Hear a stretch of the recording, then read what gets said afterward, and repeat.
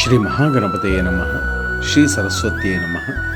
శ్రీపాదవల్లభ నరసింహ సరస్వతి శ్రీ గురు దత్తాత్రేయాయ స్వామి సుమూర్తాయ సాయినాథాయ మాణిక్య ప్రభవే గజానన శ్రీ గురు యతీంద్ర రాఘవేంద్రాయ పరమపూజ్య అవతార్ అవధూత శ్రీ శ్రీ శ్రీ గణపతి సచ్చిదానంద దత్త భజి పరమహంస సతుపాషి శ్రీరామకృష్ణ పరమహంస మహారాజ శారదామాతాయై రమణ మహర్షి మహావతార్ బాబాజీ మహారాజ లాహిరి మహాశయ యుక్తేశ్వరగిరి యోగానంద గౌరంగ నితాయి చైతన్య మహాప్రభు త్రైలింగ మహారాజ భేట నారాయణ సదాశివ బ్రహ్మేంద్ర మహారాజ ఆదిగురు శంకరాచార్య శ్రీ చంద్రశేఖర సరస్వతి మహారాజ నాగజట జయలక్ష్మీ మాత జిల్లెల్ముడు మాత ఆనందమాయి అనఘా సమేత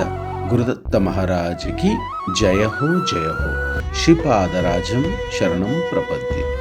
జయ గణపతి, జయ గురుదత్త, శ్రీ గురుదత్త.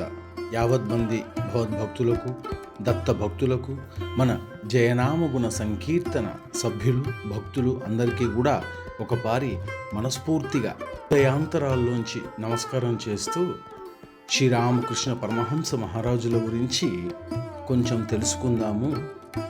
వారి దాకా లేక వారి పరమహంస స్థితి దాకా వెళ్ళి శ్రీరామకృష్ణ పరమహంస మహారాజులతో మనము సహజీవనం వసిస్తున్నట్టి భావనతో అందరూ ఉండాలి అన్న ఒకే ఒక అలౌకికమైన ఆధ్యాత్మిక ప్రేరణ ద్వారా లేక కలిగిన ఆ ప్రేరణ వల్ల మహాసంకల్పము సమస్త గురుమండలి యొక్క దివ్య కరుణ ఆశీషులతో ఈరోజు మనము శ్రీరామకృష్ణ పరమహంస మహారాజుల రామ్ లాలా అనేటువంటి అలౌకిక ఘటన ఆధ్యాత్మిక ప్రవృత్తి మనం తెలుసుకునే కార్యక్రమము ఈరోజు మనము దూరవాణి మాధ్యమంగా తెలుసుకుందాము.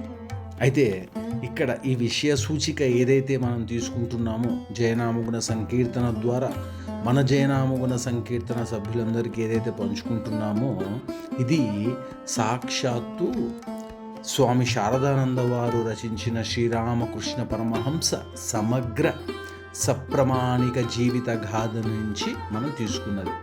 అయితే మరి అందరికీ కూడా లేక చదువుతున్నప్పుడు ఈ గ్రంథం చదువుతున్నప్పుడు పాఠకులు లేక చదువుతున్న వారందరికీ కూడా భక్తి జ్ఞానాలు కలుగుతూ ఉన్నాయి.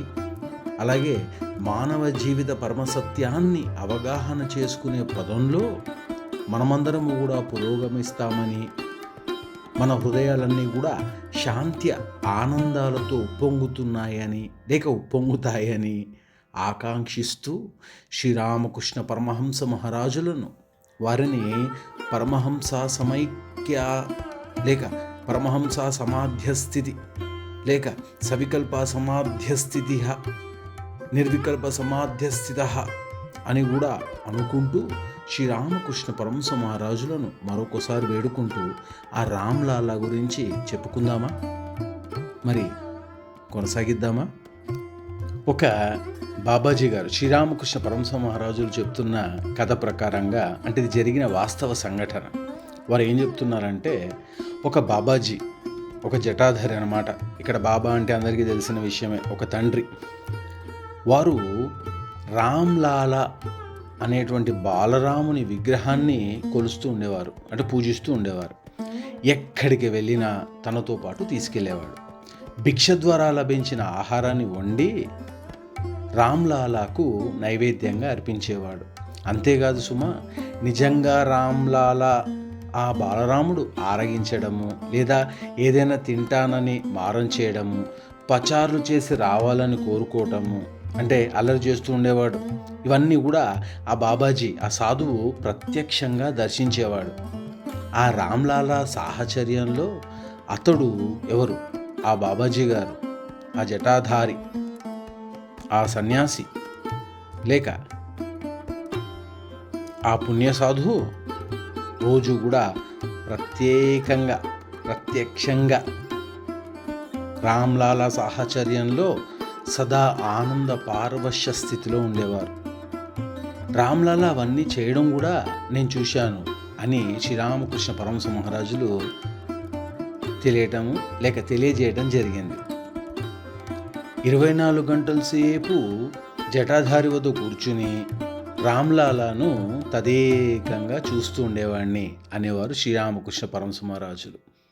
రోజులు గడిచే కొద్దీ రామ్లాలకు నా పట్ల ప్రేమ అధికరించసాగింది.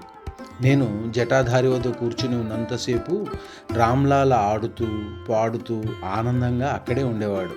కానీ నేను నా గదికి బయలుదేరగానే నన్ను వెంబడించేవాడు. ఎవరు? ఆ రామ్లాల, బాలరాముడు. రావద్దని ఎంత కట్టడి చేసినా వినేవాడు కాదు.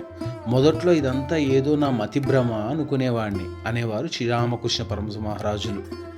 అంతగా తనను ప్రేమిస్తూ ఎంతో కాలం నుండి ఆరాధిస్తూ సేవిస్తూ ఉన్న జటాధారి కంటే ఎక్కువగా నన్ను ప్రేమిస్తున్నాడా అని ప్రశ్నలు ఏవనెత్తుకునేవాట. అది అసంభవం అని కూడా అనుకునేవాడు. అలా అనుకున్న ఏం ప్రయోజనము అని కూడా అనుకునేవారు శ్రీరామకృష్ణ పరమహంస మహారాజులు. యథార్థంగా నా ముందున్న మిమ్మల్ని చూసినట్లే శ్రీరామకృష్ణ పరమహంస మహారాజులు శిష్యులందరికీ కూడా చెప్తున్నారన్నమాట. ఏం చెప్తున్నారు? ఆ బాలరాముడు నన్ను అనుసరిస్తూ నృత్యం చేస్తూ రావడం చూసేవాడిని. ఒక్కొక్కప్పుడు ఎత్తుకోమని కూడా మారం చేసేవాడు.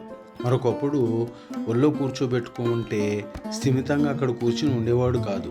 అక్కడికి ఇక్కడికి పరిగెత్తేవాడు.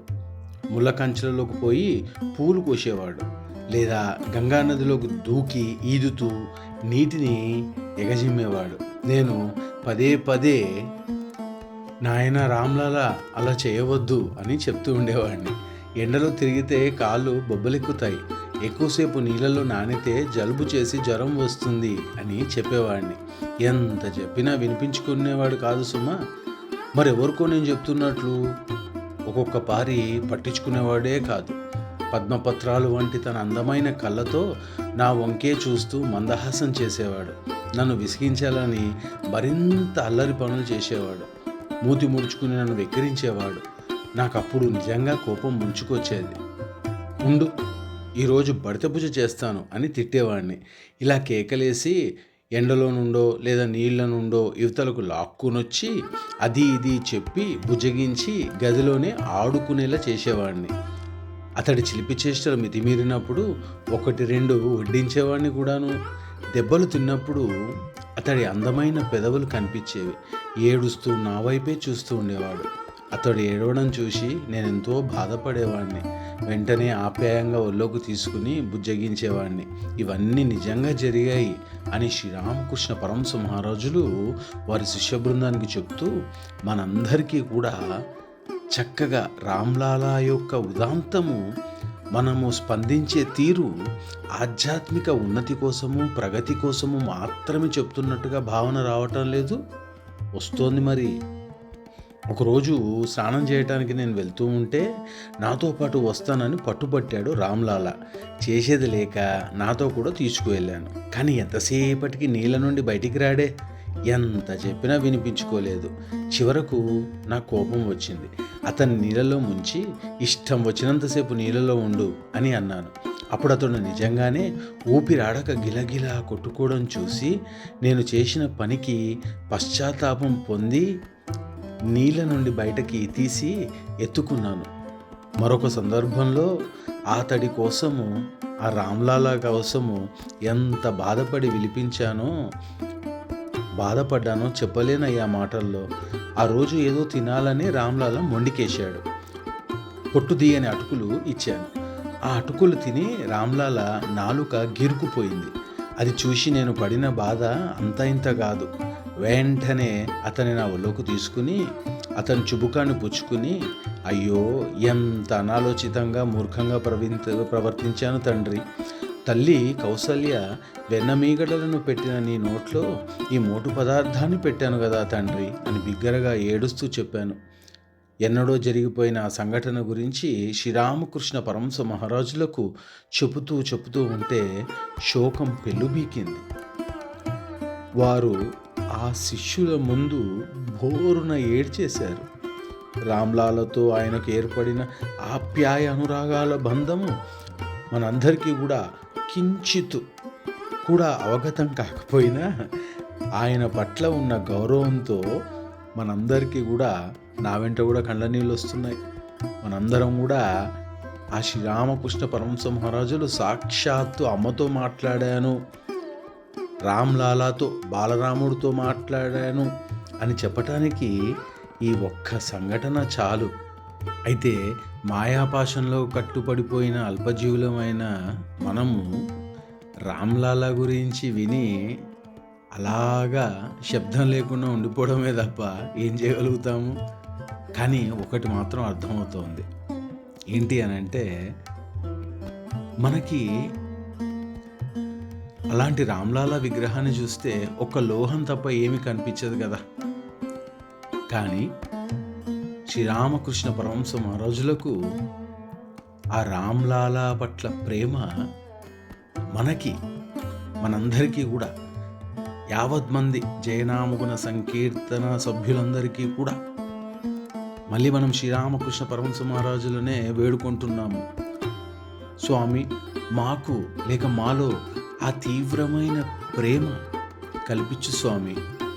అంతరంగంలోనూ బాహ్యంలోనూ సజీవుడైనటువంటి ఆ రామ్లాలాని మేము చూసి వారితో ఆధ్యాత్మిక అనుభవాన్ని పొందాలి అని మాకు అందరికీ కూడా నీ అపారమైన అనుగ్రహాన్ని ఇవ్వు ఠాకూర్ అని చెప్పుకోవడం తప్ప మనం ఏం చేయగలుగుతాము?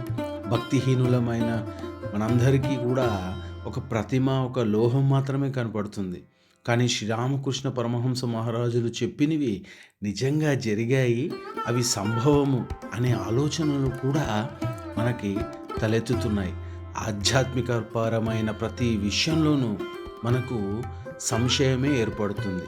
ఆ సంశయాన్ని విస్మరించి విశ్వసించటం మాత్రం చేయగలిగితే ఇక సర్వం కల్విదం బ్రహ్మ నేహా నానాస్తి కించన అని మనం అనుకోవచ్చు. అంటే ఈ ప్రపంచంలో ఒక్క సచ్చిదానంద బ్రహ్మ వస్తువు తప్ప మరేదీ లేదు. మీకు కనిపించే నానా వస్తువులలో, నానా వ్యక్తులలో దేనిలో కూడా సత్యత్వం అనేదే లేదు. ఉన్నదంతా ఒక్క భగవంతుడు మాత్రమే అని బ్రహ్మజ్ఞులైన ఋషులు వచించడము మనందరికీ తెలిసిందే కదా. అందుకని ఆ శ్రీరామకృష్ణ పరమహంస మహారాజులను మరొకపారి వేడుకుంటూ, ఎప్పుడైనా ఆ అమ్మను చూసినా, అమ్మ విగ్రహాన్ని చూసినా, ఆ రాధేశ్యామును చూసినా, మన గురువుల యొక్క విగ్రహాన్ని చూసిన ఆరాధనతో పాటు అనంతమైనటువంటి ప్రేమ పొంగి పొర్లి భక్తి పారవశ్య స్థితిలోకి వెళ్ళిపోయి అలాగే సమాధి స్థితిలోకి వెళ్ళిపోవాలని మనస్ఫూర్తిగా కోరుకుంటూ, సమస్త గురుమండలిని వేడుకుంటూ, మనందరికీ కూడా ఇది వింటూ లబ్ధి పొందాలి అన్న ఒకే ఒక చిరు కోరికతోటి మీ అందరి పాదాలకి నమస్కరిస్తూ అప్పచెపుతున్నాను. జయ గురుదత్త, శ్రీ గురుదత్త.